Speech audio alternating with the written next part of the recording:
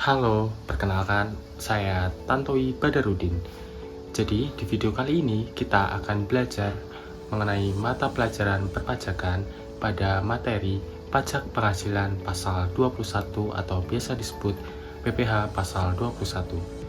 Kita akan belajar mulai dari subjek, objek, pengertian, hingga kita belajar mengenai perhitungan dari pajak penghasilan pasal 21. Masuk ke pembahasan inti kita, yaitu pertama, subjek pajak PPh pasal 21.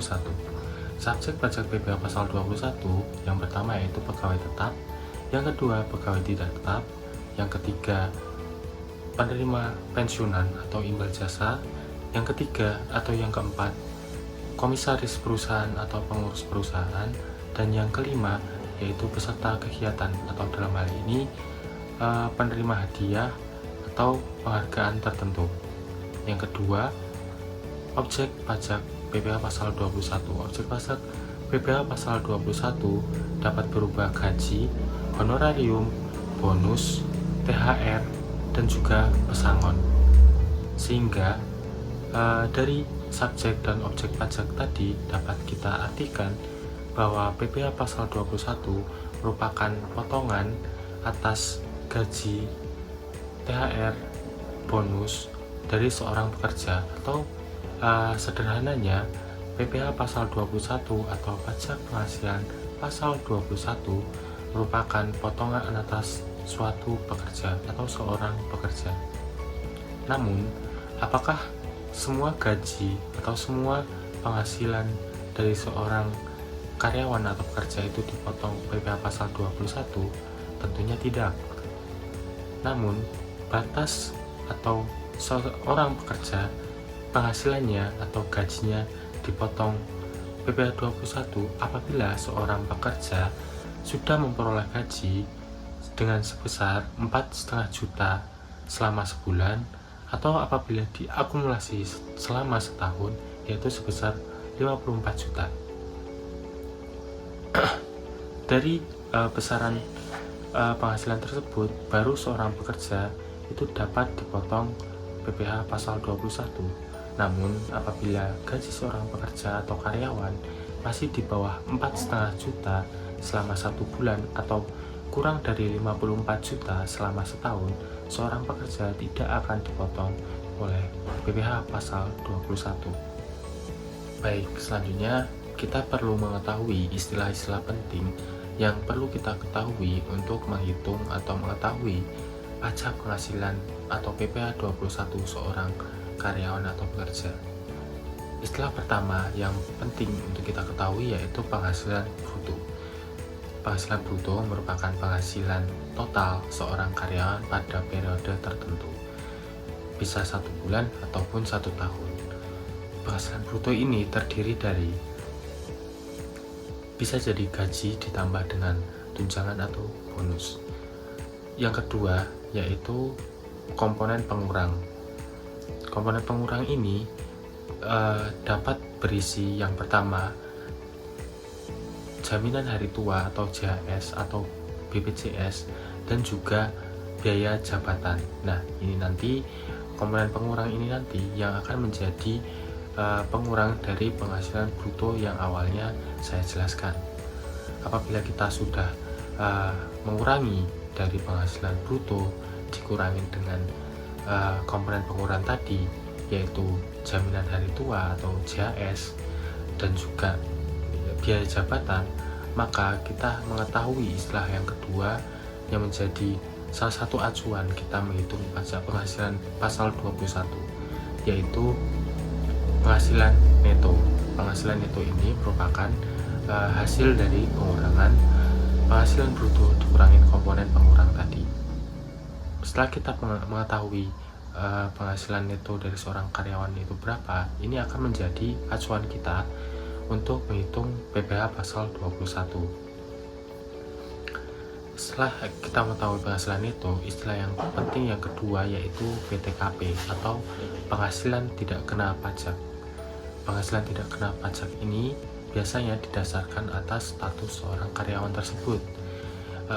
Contohnya, apabila seorang karyawan statusnya yaitu belum kawin atau belum menikah, sehingga statusnya TK atau tidak kawin, dan juga belum memiliki belum memiliki tanggungan sehingga statusnya TK 0, itu memiliki PTKP yaitu sebesar 54 juta rupiah, sehingga gaji atau penghasilan neto 54 juta pertama dari seorang karyawan itu nantinya tidak dikenakan pajak, atau bisa kita sebut PTKP ini merupakan atau menjadi kompensasi seorang karyawan yang didasarkan dari status karyawan tersebut.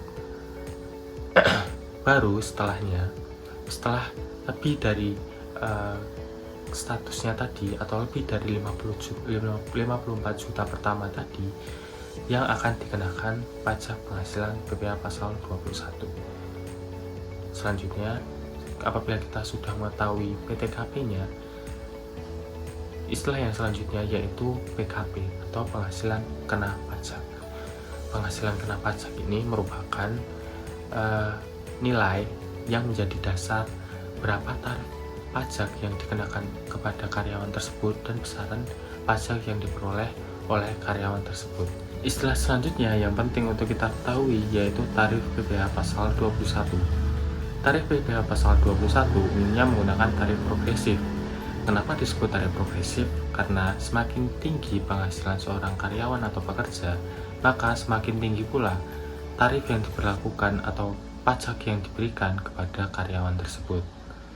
Selain itu, ada juga tarif efektif rata-rata atau tarif TER yang mulai berlaku mulai tahun 2023. Tarif umum atau tarif progresif sendiri berkisar dari 5% hingga 35%, sedangkan tarif efektif rata-rata atau tarif TER itu bervariasi tergantung termasuk dalam kategori manakah karyawan tersebut, apakah kategori A atau kategori B atau kategori C, atau karyawan tersebut bukan merupakan karyawan tetap atau masih karyawan harian, itu memiliki tarif sendiri juga.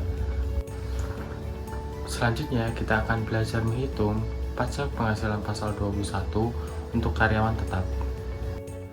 Baik, di sini kita akan mengerjakan salah satu soalan di sini, yaitu ada seorang pegawai tetap bernama Dina memperoleh gaji pokok sebesar 8 juta rupiah per bulan, tunjangan 500.000 per bulan, namun Dina juga harus membayar iuran pensiun sebesar 150.000 per bulan dan biaya jabatan sebesar 100.000 per bulan. Dia belum menikah dan belum memiliki tanggungan. Hitunglah PPh pasal 21. Baik. Di sini kita telah mendapatkan informasi. Yang pertama, gaji sebesar 8 juta per bulan, atau jika diakumulasi selama setahun yaitu sebesar 96 juta. Tunjangan sebesar 500.000 yang jika diakumulasi selama setahun sebesar 12 dikali 12 sebesar 6 juta rupiah. Iuran pensiun sebesar 150.000 per bulan, atau jika diakumulasi selama setahun sebesar 1.800.000, biaya jabatan sebesar 100.000 per bulan, atau jika diakumulasi selama setahun sebesar 1.200.000. Dari informasi ini kita cari terlebih dahulu berapa penghasilan bruto selama setahun dari saudari Dian. Penghasilan bruto sendiri dicari dengan cara menambahkan gaji ditambah dengan tunjangan.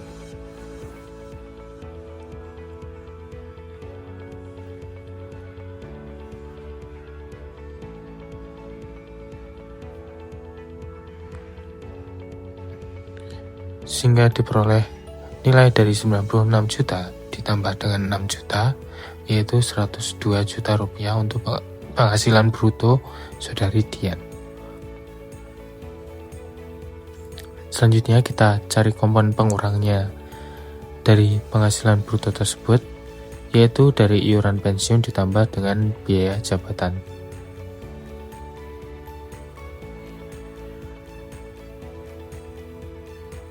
Itu ada 1,8 juta ditambah dengan 1.200.000 hingga nilainya sebesar 3 juta rupiah. Sehingga dari informasi penghasilan bruto dan komponen pengurangnya tadi, kita bisa mencari penghasilan netonya, yaitu penghasilan bruto dikurangin komponen pengurangnya, yaitu iuran pensiun dan juga biaya jabatan.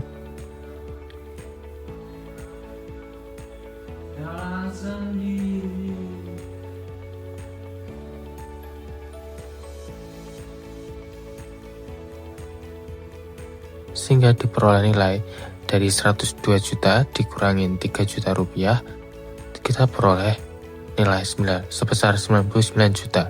Ini yang akan kita jadikan nilai acuan untuk mencari berapa besaran PKP yang diperoleh oleh Ibu Dian. Karena Ibu Dian merupakan statusnya itu tidak kawin atau belum kawin dengan 0 tanggungan, yaitu TK 0, sehingga PTKP-nya sebesar 54 juta rupiah.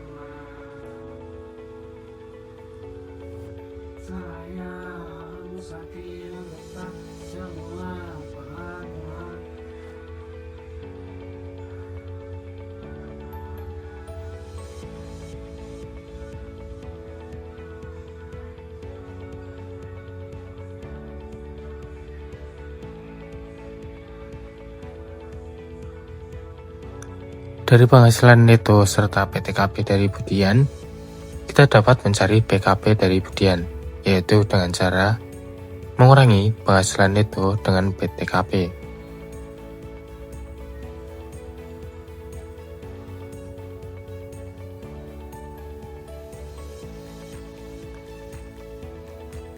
Sehingga kita peroleh nilai sebesar 45 juta rupiah. 45 juta rupiah menurut tarif progresif masih termasuk dalam kategori atau masih masuk dalam lapisan pertama yang terkena tarif sebesar 5%. Sehingga PPh 21 Budian selama Saudari Dian selama setahun yaitu sebesar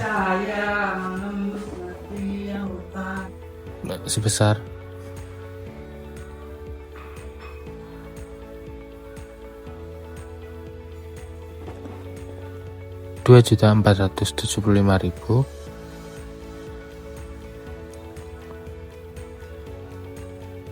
2.250.000, sehingga dari PPh 21 selama setahun ini tersebut tinggal kita bagi saja menjadi 12 bulan agar kita peroleh nilai untuk PPh 21 per bulannya, yaitu sebesar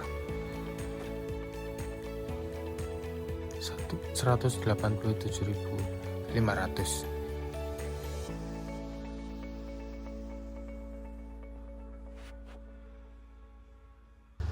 Itu tadi merupakan penjelasan serta cara menghitung pajak penghasilan pasal 21 untuk karyawan tetap. Sebenarnya ada juga perhitungan khusus untuk pajak penghasilan pasal 21 untuk karyawan tidak tetap, pensiunan, serta profesi khusus atau pengacara, dokter, seperti itu. Namun kita akan belajar pada kesempatan berikutnya. Terima kasih, bye-bye.